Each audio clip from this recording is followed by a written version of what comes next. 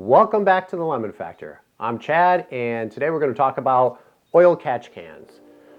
Why do I want to talk about oil catch cans? Well, our two project cars, our 2019 Honda Accord 2.0 Touring, as well as our 2019 Mazda Miata RF GT, both have direct injection engines. And why do I bring that up?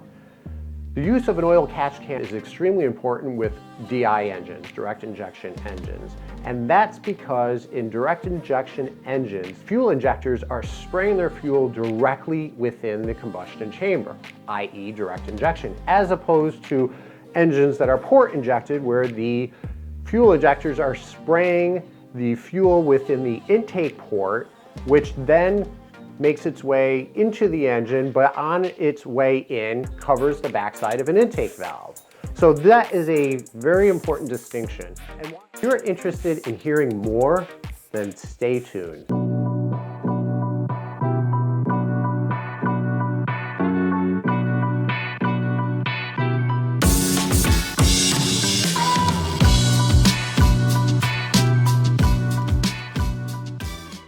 Welcome back. Before we proceed, please don't forget to subscribe, turn on notifications, like and share. And why have engines move more from port injection to direct injection? Primarily due to engine efficiency. A lot of car manufacturers are kind of trending to the direct injection. 5 years ago, about 40–50% of car engines were DI, and that number has only increased since then. So is this going to become a big issue for a lot of people in the near future? I think it could be. I hope it's not. I hope I'm wrong. I do think there's a lot of people out there that says, nah, you don't need to have a catch can, that's unnecessary. And then there's other people that believe that there is value in using an oil catch can. And personally, I'm one of those. I think it's a preventative maintenance that we can do today instead of experiencing potential problems in the future. And if you're watching this video, you probably are a car lover, car enthusiast, someone who wants to make sure that your vehicle lasts as long as possible, or someone who's looking to just get the best performance out of your vehicle. And while an oil catch can isn't going to increase the performance of your car, it will help prevent the degradation of performance in your vehicle. Let's just talk about carbon buildup, specifically on intake valves, and why that's important. Where does the carbon buildup come from? The carbon buildup comes from blow-by gases as part of the combustion process that makes its way past the piston rings into the crankcase. And where does it go from there? Instead of building up a positive pressure, car manufacturers built in PCV, so positive crankcase ventilation systems, where it takes that pressure, that gas that builds up in your crankcase, and relieves it from the engine, and then through a tube, and then usually funnels its way back into the intake manifold, which then finds its way back into the combustion chamber to be burned off.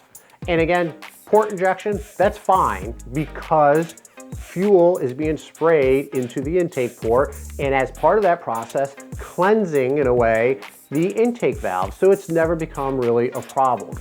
However, with direct injection, the fuel injectors are directly spraying within the combustion chamber, and they're not able to clean the backside of those intake valves. So there is a possibility that the blow-by that makes its way through the PCV system and back into the intake that has contaminants in it can then coat itself on the intake valve, right? And over time, that carbon buildup could lead to pre-ignition. It could lead to an increase in your compression ratio, which could lead to pre-detonation, negative impact on the performance of your vehicle. And I said could, because do we know for sure under exactly what scenarios this could happen?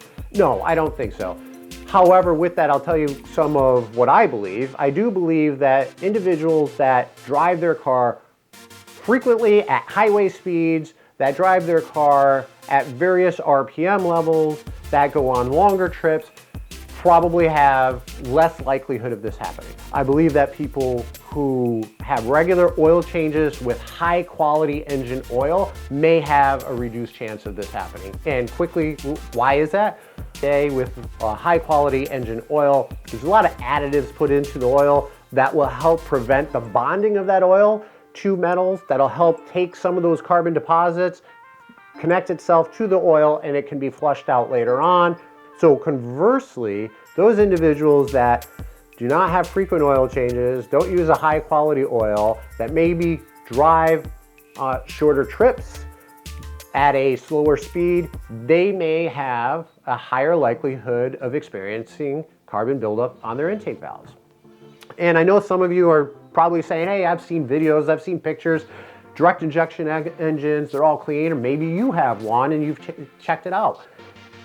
Carbon buildup also is not something that builds up overnight. You're not going to see that on 3, 5, 10,000 mile engines. You're probably going to see that at 40, 50, 60,000 mile engines, right? And again, based on how you drive your vehicle. Lots of potential for this happening. Is it guaranteed? Probably not. Has it happened? Absolutely. There's plenty of cases out there that show carbon buildup on intake valves that have negatively impacted the performance of a vehicle. So catch cans really can help prevent that. So you may ask, if this is a problem, then why don't the car manufacturers address it? And that's a very good question. And I'm not saying that I have the answer, but here are my theories. I think the first one has to do with cost. Adding an oil catch can or similar device adds to the cost of the vehicle, and until they know for sure that there's really an issue and that their customers are really looking for a solution to the problem, that they're probably not going to install one. So that's one. I think the second one possibly is related to ongoing maintenance. We're already asking customers to perform oil changes, tire rotations, various maintenance services. To add an additional maintenance, this might be something that car manufacturers are leery of doing. Now, of course, you can say, hey, well, it should just be part of your oil change process, and I think that is true, but also you need to make sure that the independent car mechanics know enough to empty the oil catch can. And if they don't and it fills up, then you could have some problems there. So I do believe that that's probably one of the bigger issues, is introducing a new ongoing maintenance item. And then third could be related to planned obsolescence, that over time, this could be yet another revenue stream of car manufacturers servicing vehicles to have intake valves cleaned. And while that's one that I put as third because I hope that's not the case, you never know. Planned obsolescence is a very real thing in a lot of products. And if there are situations where it's not a case in some cars because of how people drive or how they maintain their vehicle, and then it is in some other cars, then arguably they may say, hey, you know, it is a wear item based on the driver's use of the vehicle, and as such, they may have to perform some additional maintenance that others may not. Thank you for joining, and just a reminder again that the next video is going to be the install of the Mishimoto oil catch can on our 2019 Honda Accord 2.0 Touring. So I'll go through the process. It's relatively easy. Even if you don't have a Honda Accord, you might be interested because the process itself is pretty standard across all the engines. Thank you for watching, and until next time.